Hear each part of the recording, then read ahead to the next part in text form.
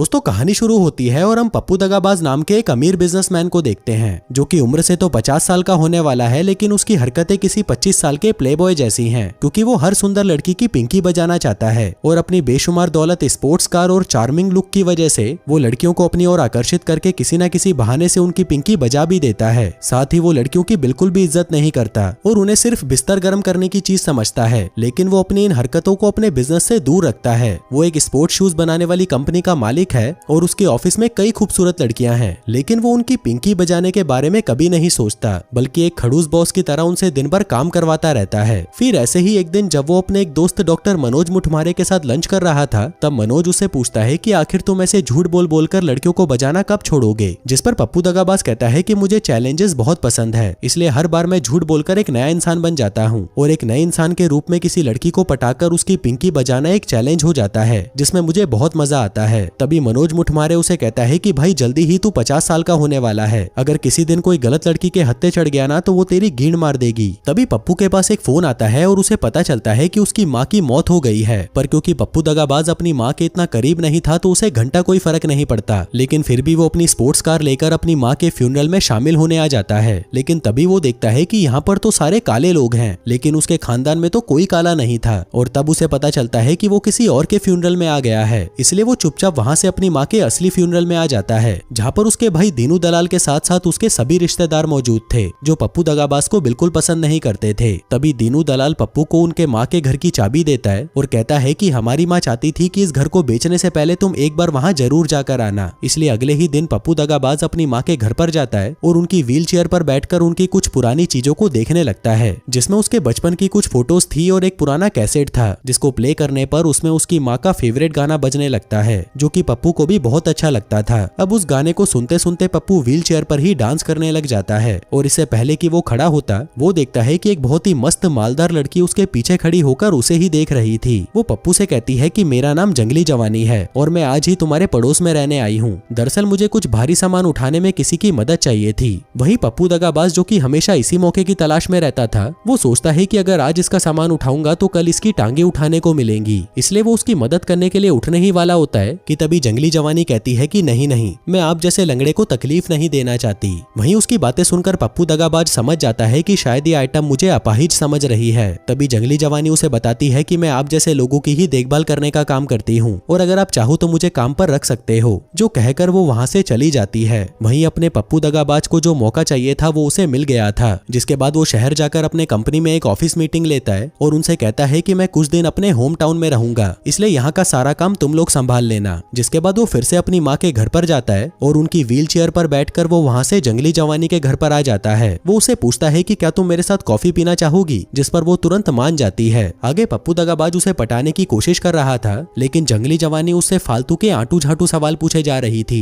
जैसे कि क्या तुम्हारी शादी हो गई है और तुम काम क्या करते हो। पप्पू दगाबाज कहता है कि लंगड़ा होने की वजह से मैं कोई काम नहीं करता। जो बात सुनते ही वो गोल्ड डिगर वहाँ से उठकर जाने लगती है, पर तभी पप्पू से कहता है कि मैं ये किसी को बताता तो नहीं, लेकिन मैं पेरिस की एक स्पोर्ट्स शूज बनाने वाली कंपनी का मैनेजिंग डायरेक्टर हूँ। जो सुनते ही जंगली जवानी बहुत खुश हो जाती है और उसे कहती है कि संडे को मेरे घर पर एक पार्टी है और तुम्हें उसमें जरूर आना है। जो कहकर वो उसे लाइन मारती हुई वहाँ से चली जाती है। फिर संडे आते ही पप्पू दगाबाज जंगली जवानी के घर पर आता है, लेकिन पहले वो अपनी कार को उसके घर से बहुत दूर पार्क करता है और फिर वहाँ से व्हील चेयर पर बैठकर रेंगता हुआ जंगली जवानी के घर पर आता है। वहीं जंगली जवानी उसे देखकर बहुत खुश होती है और उसे अपने परिवार से मिलवाती है। जो सब देखकर पप्पू दगाबाज को समझ आ जाता है कि इस भड़वी ने उसे यहाँ पर क्यों बुलाया है। दरअसल उसकी एक बड़ी बहन नताशा मरवाले है, जो कि अपाहिज है और जंगली जवानी पप्पू दगाबाज से अपनी नहीं बल्कि अपनी बहन की पिंकी पिटवाना चाहती थी। जो सब जानकर पप्पू का 2 दिन से खड़ा औजार लकवा मार जाता है। आगे उन दोनों को बाहर छोड़कर घर के सभी लोग अंदर चले जाते हैं ताकि वो दोनों मजदूरी वाली बातें कर सकें, लेकिन पप्पू दगाबाज को उसे देखकर खड़ा ही नहीं हो रहा था, इसलिए वो उससे कोई बात नहीं करता और बार बार अपनी घड़ी को देखने लगता है जैसे कि वो वहाँ से जाना चाहता हो। वहीं नताशा मरवाले, जो कि पप्पू को देखकर पूरी गीली हो चुकी थी, वो उसे कहती है कि मुझे टेनिस खेलना बहुत पसंद है और मैं वायलिन भी बहुत अच्छा बजा लेती हूँ, जिस वजह से मुझे कभी कभी विदेशों का भी टूर करना पड़ता है। जो सुनकर पप्पू दगाबाज उससे थोड़ा इंप्रेस हो जाता है, क्योंकि एक अपाहिज होने के बाद भी वो इतना सब कुछ कर रही थी, जो कि बहुत बड़ी बात थी। इसके साथ ही नताशा मरवाले काफी मजाकिया होती है, जिसके साथ बातें करने में अब पप्पू को भी मजा आने लगा था, लेकिन इस सब के बावजूद भी वो नताशा की पिंकी बजाने के बारे में नहीं सोचता। उसकी नजर में नताशा मरवाले के लिए सिर्फ रिस्पेक्ट होती है और कुछ नहीं। आगे वो शहर आकर जाकर ये सारी बातें अपने दोस्त मनोज मुठमारे को बताता है। मनोज पप्पू से कहता है कि भीसड़ी के जंगली जवानी को पेलने के चक्कर में उसकी बड़ी बहन गले पड़ जाएगी, इसलिए अब तू उसे भूल जा और अपनी माँ के घर जाना भी बंद कर दे। वहीं पप्पू को भी उसकी ये बात ठीक लगती है, लेकिन एक बार फिर उसे अपनी माँ की कब्र पर फूल चढ़ाने वापस जाना ही पड़ता है, जिस दौरान उसका भाई दीनू दलाल उसे कहता है कि तुम जो ये कर रहे हो ना वो सही नहीं है। दरअसल 2 दिन पहले दीनू दलाल जब अपनी माँ के घर पर गया था तब उसे वहाँ पर जंगली जवानी मिली थी, जिससे बातें करने के बाद उसे पप्पू दगाबाज के अपाहिज होने की बात पता चली, लेकिन फिर भी उसने जंगली जवानी को कुछ नहीं बताया। अब क्योंकि बात कुछ ज्यादा ही बढ़ चुकी थी, इसलिए पप्पू दगाबाज अब कभी भी अपनी माँ के घर पर ना जाने का फैसला करता है और अपनी जिंदगी में वापस बिजी हो जाता है। लेकिन एक दिन जब वो अपने ऑफिस में होता है तब उसकी असिस्टेंट उसे बताती है कि नताशा मरवाले नाम की एक लड़की आपसे मिलना चाहती है। ये सुनते ही पप्पू दगाबाज डर जाता है और जल्दी से अपनी डेस्क के ऊपर पैर लटकाकर बैठ जाता है। वहीं नताशा मरवाले वहां आकर उसे बताती है कि शहर में मेरा टेनिस टूर्नामेंट चल रहा है, इसलिए मैंने सोचा कि क्यों ना तुमसे मिलकर थोड़ी प्यार भरी बातें कर लूं। दरअसल मेरी बहन चाहती है कि मैं तुमसे अपनी पिंकी पिटवाऊं, लेकिन ऐसा जरूरी तो नहीं कि तुम भी मेरी पिंकी बजाना चाहते हो। वहीं पप्पू दगाबाज अब उसे सब कुछ सच बताने का फैसला करता है कि तभी नताशा उसे पूछती है कि तुम्हारी व्हील चेयर कहाँ पर है। अब वो उसे सच बताने ही लगता है कि तभी नताशा कहती है कि मुझे पता है, दरअसल तुम ये नहीं चाहते कि तुम्हारे क्लाइंट्स तुम पर तरस खाएं, इसलिए तुम अपने ऑफिस में व्हील चेयर नहीं रखते। लेकिन मेरी मानो तो तुम्हें अपनी व्हील चेयर छुपाने की कोई जरूरत नहीं, तुम जैसे भी हो बहुत अच्छे हो और तुम्हें खुद पर शर्म करने की कोई जरूरत नहीं है। वहीं पप्पू दगाबाज की असिस्टेंट उसे बार बार परेशान करने लगती है। वो उसे अलग अलग काम बताने लगती है, जिस वजह से वो नताशा मरवाले को सच नहीं बता पाता। तभी नताशा उसे कहती है कि शाम को 7 बजे मेरा मैच है, अगर तुम चाहो तो वहाँ पर आ सकते हो, जो कहकर वो वहाँ से चली जाती है। अब क्योंकि पप्पू दगाबाज नताशा से काफी इंप्रेस हो चुका था, इसलिए शाम होते ही वो उसका मैच देखने पहुंच जाता है और वहां जाकर वो नताशा मरवाले से और भी ज्यादा इंप्रेस हो जाता है, क्योंकि एक अपाहिज होने के बावजूद भी नताशा को देखकर ऐसा बिल्कुल भी नहीं लगता कि उसे अपनी जिंदगी से कोई शिकायत हो। तभी मैच खत्म होते ही पप्पू दगाबाज चुपचाप वहां से निकलने की कोशिश करता है, पर तभी उसे पास में से नताशा के आने की आवाज आती है, तो वह जल्दी से पास में रखी व्हील चेयर पर जाकर बैठ जाता है। वहीं नताशा उसे देखकर बहुत खुश होती है और उसे कहती है कि तुम मेरी व्हील चेयर पर क्यों बैठे हो, जो सुनकर पप्पू दगाबाज की फट जाती है कि अब वो उसे क्या बोले, लेकिन वो भी झूठ बोलने में सबका बाप था। कहता है कि जब मेरा ड्राइवर मुझे यहाँ पर लेकर आया तो मुझे ये व्हील चेयर दिखाई दी, इसलिए मैंने अपनी व्हील चेयर गाड़ी में छोड़ दी। मुझे लगा कि जब मेरा ड्राइवर मुझे लेने आएगा तब मैं बिना व्हील चेयर बाहर निकाले ऐसे ही गाड़ी में बैठकर चला जाऊंगा। जो सुनकर नताशा मरवाले कहती है कि कोई बात नहीं, मेरे पास मेरी दूसरी व्हील चेयर है, तो तुम जब तक इसका इस्तेमाल करना चाहो कर सकते हो। जिसके बाद वो पप्पू दगाबाज को अपने दोस्तों के साथ कॉफी पर चलने के लिए पूछती है, तो वह उसे मना नहीं कर पाता और तभी वो देखता है कि नताशा के सभी दोस्त अपाहिज होते हैं। कोई अंधा था, कोई गूंगा था, तो कोई बहरा था और उन सभी के बीच पप्पू दगाबाज को बहुत अजीब महसूस हो रहा था। साथ ही उन लोगों के सामने अपाहिज होने का नाटक करते करते उसे सपने में भी वही लोग दिखने लगे थे।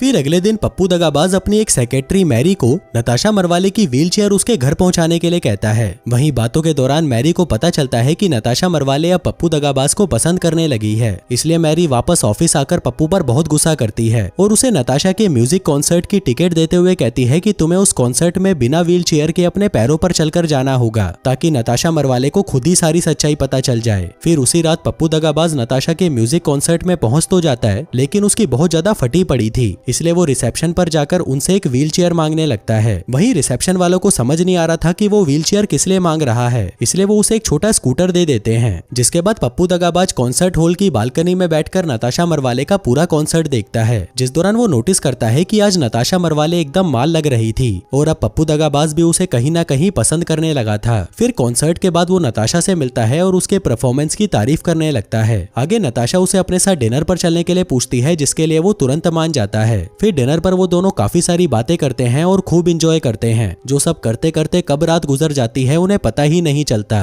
फिर अगली सुबह नताशा मरवाले कॉफी पीने के लिए अपने होटल रूम में जाने लगती है और वह अपने साथ पप्पू दगाबाज को भी अंदर बुला लेती है। दरअसल वो उसे अपनी पिंकी पिटवाना चाहती थी। वहीं पप्पू दगाबाज का भी उसे रगड़ने का बहुत मन था, लेकिन फिर भी वो किसी तरह खुद को रोक लेता है। ये भीसड़ी वाला वो बंदा था जो लड़कियों की पिंकी बजाने में 1 सेकंड का भी वक्त नहीं लगाता था और अपना काम निकालने के बाद उन्हें छोड़ दिया करता था। लेकिन आज पता नहीं क्यों उसे ऐसा करना ठीक नहीं लग रहा था, इसलिए वो उसके कमरे में आने से मना कर देता है और उसके गाल पर किस करके वहां से चला जाता है। लेकिन नताशा को उसकी ये हरकत और भी ज्यादा पसंद आती है और फिर घर आकर वो अपनी बहन को बताती है कि मुझे पप्पू दगाबाज से प्यार हो गया है। उधर दूसरी तरफ पप्पू दगाबाज को भी नताशा के कॉन्सर्ट से वापस आकर बिल्कुल भी अच्छा नहीं लग रहा था और उसे कुछ समझ नहीं आ रहा था कि उसे क्या करना चाहिए। इसलिए आखिर में परेशान होकर वो नताशा मरवाले को फोन करके उसे अपने घर पर डिनर के लिए इनवाइट करता है। वहीं ये बात जब उसकी असिस्टेंट मैरी को पता चलती है तो उसे बहुत बहुत बुरा लगता है, लेकिन वो पप्पू दगाबाज से इस बारे में कुछ नहीं कहती। वहीं मनोज मुठमारे भी पप्पू दगाबाज को समझाता है कि अब उसे ये बकचोदियां यहीं पर बंद कर देनी चाहिए, क्योंकि आगे जाकर इसका अंत बहुत बेकार हो सकता है। वहीं पप्पू दगाबाज को भी उसकी बातें सही लगती है और फिर शाम को डिनर के दौरान पप्पू नताशा को कई बार अपनी सच्चाई बताने की कोशिश करता है, लेकिन फिर भी वो उसे बता नहीं पाता। इसी बीच नताशा मरवाले उसे अपने एक्स बॉयफ्रेंड के बारे में बताती है। कहती है कि वो एक नंबर का झूठा था, इसलिए मैंने उससे सारे रिश्ते खत्म कर दिए। पप्पू से कहता है कि उसकी इतनी छोटी सी गलती तो तुम माफ भी कर सकती थी, लेकिन नताशा मरवाले कहती है कि नहीं, मैं झूठ बोलने वालों को कभी माफ नहीं करती। अब ये सुनकर पप्पू दगाबाज की फटकर 64 हो जाती है और वो सोचता है कि अच्छा ही हुआ कि मैंने उसे सच नहीं बताया। जिसके बाद वो एक रिमोट का बटन दबाता है, जिससे उनके नीचे का फर्श एक स्विमिंग पूल में बदल जाता है। जिसके बाद वो दोनों एक दूसरे के करीब आते हैं और आज फाइनली पप्पू दगाबाज नताशा की पिंकी बजा ही देता है। लेकिन फिर अगले दिन वो अपने दोस्त मनोज मुठमारे से पूछता है कि क्या मैंने सही किया, जिस पर मनोज उसे कहता है कि शायद तुम्हें नताशा मरवाले से प्यार हो गया है, इसलिए अब तुम्हें उसे सब कुछ सच बता देना चाहिए। फिर ऐसे ही एक दिन पप्पू दगाबाज मनोज मुठमारे और अपनी असिस्टेंट मैरी को नताशा से मिलवाने लेकर जाता है, क्योंकि नताशा उसके दोस्तों से मिलना चाहती थी और इन दोनों के अलावा पप्पू दगाबाज का सच और कोई नहीं जानता था। वहीं मनोज पप्पू से कहता है कि अगर आज तुमने उसे सच नहीं बताया तो मैं उसे बता दूंगा। जिसके बाद वो सभी एक रेस्टोरेंट में मिलते हैं। वहीं काफी देर तक बातें करने के बाद भी जब पप्पू नताशा से कुछ नहीं कहता,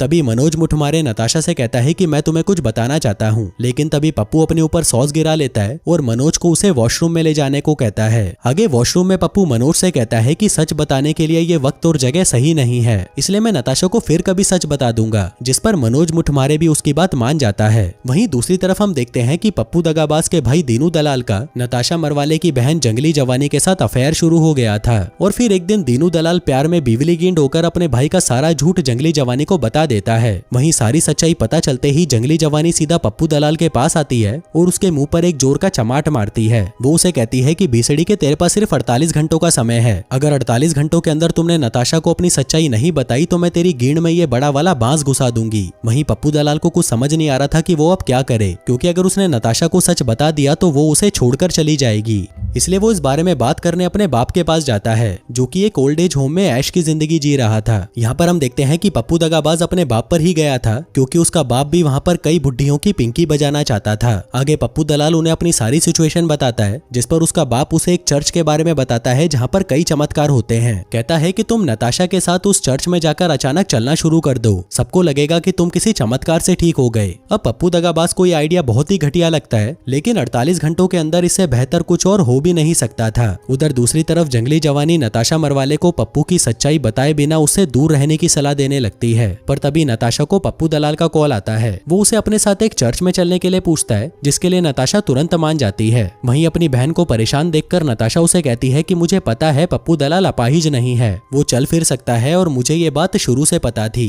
जो सुनकर जंगली जवानी हैरान हो जाती है और उसे पूछती है कि तुम्हें ये कैसे पता चला, जिस पर नताशा मुस्कुराते हुए उसे कहती है कि मैंने अपनी आधी से ज्यादा जिंदगी व्हील चेयर पर गुजारी है, इसलिए मुझे ये जानने में ज्यादा वक्त नहीं लगा कि पप्पू अपाहिज होने का बस नाटक कर रहा था। लेकिन मैंने उसे ये नाटक करने दिया क्योंकि उसके इस झूठ की वजह से मुझे कुछ खुशी के पल मिलने लगे थे जिन्हें मैं खोना नहीं चाहती थी, क्योंकि अगर ये खत्म हो गए तो मुझे बहुत दुख होगा। जिसके बाद पप्पू दलाल, मनोज, मैरी और नताशा एक कार में बैठकर उस चर्च की तरफ जाने लगते हैं। वहीं नताशा को छोड़कर बाकी तीनों की तो फटी पड़ी थी कि नताशा इस चमत्कार पर विश्वास करेगी भी या नहीं। लेकिन तभी नताशा सभी से कहने लगती है कि मुझे पता है उस चर्च में चमत्कार होते हैं और मुझे उन पर पूरा भरोसा है। लेकिन तभी वो देखती है कि उसके ये सब कहने के बाद भी पप्पू दलाल काफी परेशान लग रहा था। जिसके बाद वो सभी उस जगह पर पहुंच जाते हैं जहां चर्च का पादरी सबसे पहले पप्पू दगाबाज को ही अंदर लेकर आता है। वो उसे कहता है कि अगर तुम चलने लगे तो तुम 2 बार झूठ बोलोगे, क्योंकि मुझे पता है कि तुम अपाहिज नहीं हो और वैसे भी यहाँ पर कोई चमत्कार नहीं होते, लोग बस यहाँ पर झूठी उम्मीदें लेकर आते हैं, तो प्लीज ये सब मत करो जिससे लोगों की झूठी उम्मीदें और ज्यादा बढ़ जाएं। वहीं पादरी की बातें सुनकर पप्पू वहाँ से जाने लगता है, लेकिन जाते जाते वो उससे पूछता है कि आपको ये कैसे पता चला कि मैं अपाहिज नहीं हूँ, जिस पर पादरी कहता है कि मैंने तुम्हारे जूतों से पहचान लिया था जो कि थोड़े से घिस चुके थे।